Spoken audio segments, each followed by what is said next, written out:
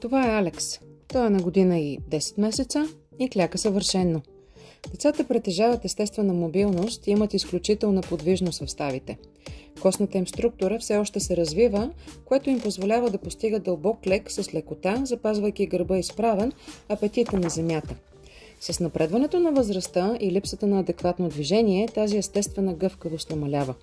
За разлика от възрастните, децата нямат изградени лоши двигателни навици или компенсаторни модели, причинени от продължително седене, травми или липса на движение. Те се движат по най-ефективния естествен начин.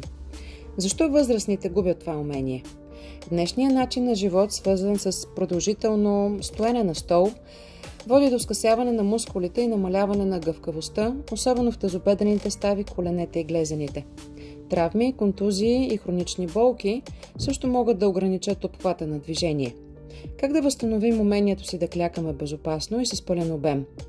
Изискват се концентрирани и съзнателни усилия за поддържане на мобилността и силата, т.е. редовни тренировки, които включват тежести и съпротивление.